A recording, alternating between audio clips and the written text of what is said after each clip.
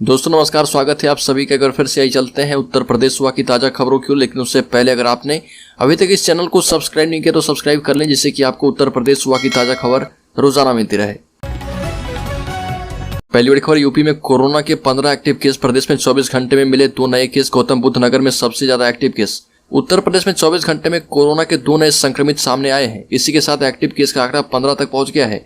सूबाई रिपोर्ट में राज्य के 12 जनपदों में कोरोना संक्रमण के मरीज पाए गए। 24 घंटे में कुल 44,804 सैंपल की जांच हुई। उत्तर प्रदेश में फिलहाल सबसे ज्यादा मामले गौतम बुद्ध नगर में है।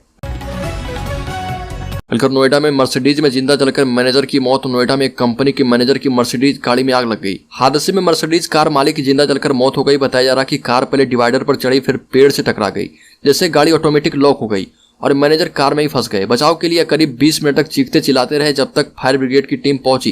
कार पूरी तरह से जल चुकी थी और कार खोला गया तो अंदर मैनेजर का कंकाल पड़ा था। बागेश्वर धाम वाले धीरेन्द्र शास्त्री दोपहर में प्रयागराज के मेजा पहुंचे और मां शीतला धाम कृपा महोत्सव में दरबार लगाया। कार्यक्रम को संबोधित करते हुए कहा कि मानव देह से बड़ा कोई चमत्कार नहीं है। पर्चे की परंपरा आज की नहीं है, बल्कि सदियों से चली आ रही है। महर्षि वाल्मीकि ने भोजपत्र पर पहले ही राम वनवास के बारे में लिख दिया था। मैं कोई चमत्कारी नहीं और मेरे पास कोई चमत्कार नहीं है। बागेश्वर धाम के धीरेन्द्र शास्त्री ने कहा कि मुझसे वही पूछे जो सुन पाए। बालाजी के दरबार में सबकी अर्जी लग गई है। जो लोग यहाँ पर अर्जी लेकर आए हैं, बालाजी उनकी मनोकामना पूर्ण करेंगे। प्रयागराज पहुंचे बीजेपी सांसद मनोज तिवारी ने सपा नेता स्वामी प्रसाद मौर्य को निशाने पर लेते हुए बड़ा बयान दिया। नाराजगी जताते हुए कहा कि हर युग में राक्षस होते हैं। कभी रावण राक्षस था तो कभी कंस राक्षस था, कभी खरदूषण राक्षस था तो कभी कुंभकर्ण। मनोज तिवारी ने कहा कि स्वामी प्रसाद मौर्य बौद्ध धर्म मानते हैं और उन्हें हिंदू धर्म पर टिप्पणी करने का कोई अधिकार नहीं बनता। विश्व हिंदू परिषद के कार्यकारी अध्यक्ष प्रवीण तोगड़िया ने मुलायम सिंह यादव को पद्म सम्मान देने पर भाजपा सरकार पर हमला बोला।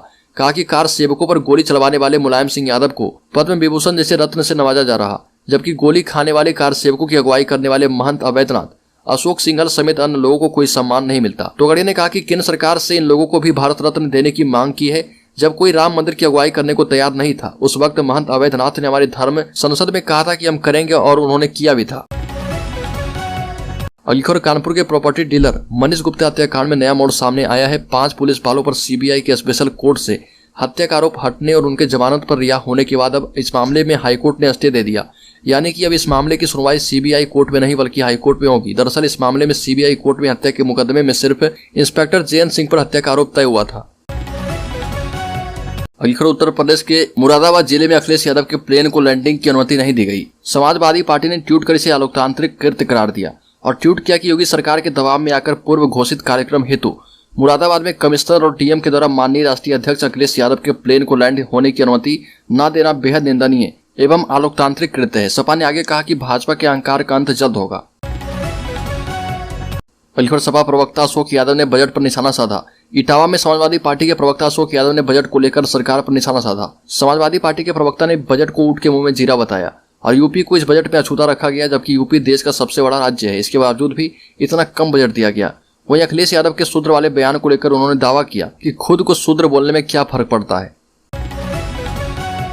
केंद्रीय बजट में यूपी को मिली सौगात को बताने के लिए सीएम योगी ने प्रेस कॉन्फ्रेंस की और कहा कि अमृतकाल का पहला केंद्रीय बजट पेश किया गया और इससे गरीब कल्याण योजना का फायदा अगले 1 साल तक लोगों को मिलने वाला है। यूपी में 15 करोड़ लोग इस दायरे में आते हैं।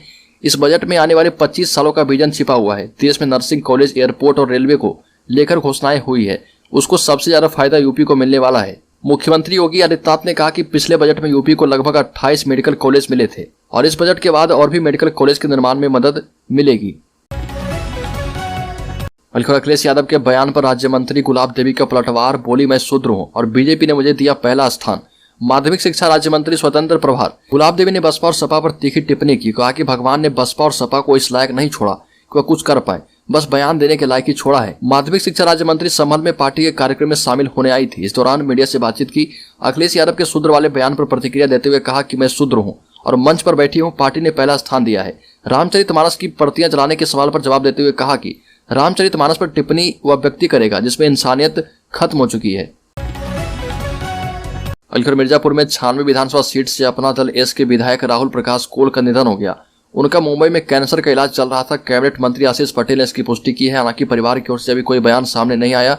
उनके निधन पर पार्टी की राष्ट्रीय अध्यक्ष अनुप्रिया पटेल, प्रदेश सरकार के कैबिनेट मंत्री आशीष पटेल, प्रवक्ता राजेश पटेल आदि ने शोक संवेदना व्यक्त की। राहुल प्रकाश कोल 96 विधानसभा सीट पर लगातार दूसरी बार विजयी हुए और विधायक बने थे। लगभग 6 करोड़ साल पुरानी शालिग्राम शिलाओं का अयोध्या में पूजन। 373 किलोमीटर और 7 दिन के सफर के बाद 2 विशाल शालिग्राम शिलाएं अयोध्या पहुंच गई है और सुबह कराम सेवकपुरम में 51 वैदिक ब्राह्मणों ने शालिग्राम शिलाओं का पूजन कराया। इसके बाद नेपाल के पूर्व उप प्रधानमंत्री विमलेंद्र निधि और जानकी मंदिर के महंत तपेश्वर दास ने चंपत राय को शालिग्राम शिलाएं सौंप दी। इसी 6 करोड़ साल पुराने शालिग्राम पत्थर से भगवान राम और सीता की मूर्ति बनेगी, जो राम दरबार में स्थापित होगी।